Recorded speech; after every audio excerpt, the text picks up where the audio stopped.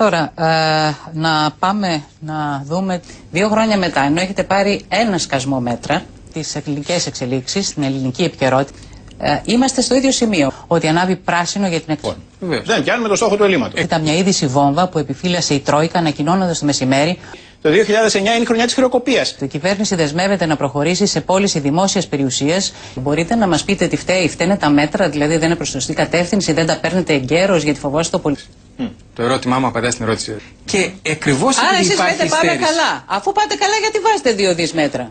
Αυτό που λέτε δεν το αποδέχεται η Τρόικα πάντως. Χειρίσεις αλλά και σε δημόσια ακίνητη περιουσία. Δεν λέω ότι δεν έγιναν αστοχίες. Δεν υπάρχει, είναι παραμύθια αυτά. Καταρχήν για λάθος. Το κάνεις με όποιον τρόπο μπορεί. Πληρώνεις περισσότερο. Η ύφεση δεν είναι θεομηνία. Αυτό το οποίο. Αν έχετε καλοσύνη, μισό λεπτό, του Διεθνούς Νομισματικού Ταμείου, της Ευρωπαϊκής, με δαπάνες, με αύξηση. Εδώ λοιπόν είμαστε αναγκασμένοι να πάρουμε απλώς τη φράση μου, κύριε Τσίμα, αν έχετε καλοσύνη. Η φράση που έχει ο προϋπολογισμός της χώρας από το πλαίσιο. Μεγαλύτερη ύφεση και θα χρειαστείς νέα μέτρα. Το 9,5.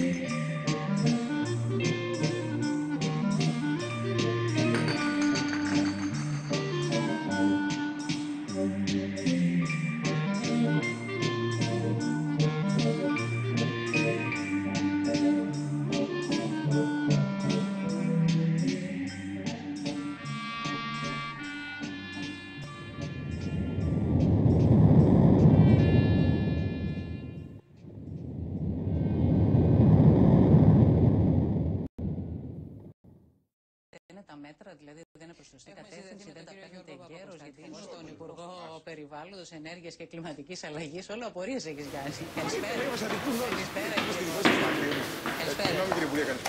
Καλησπέρα. Θα μου επιτρέψετε να ξεκινήσω με ένα δικό μου ερώτημα προς τον κύριο Τσίμη.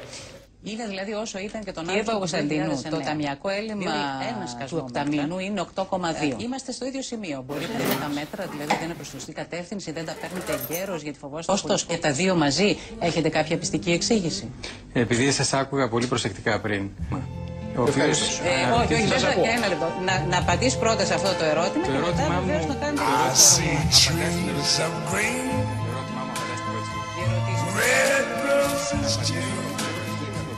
I see them bloom for me and you, and I think to myself, what a wonderful world.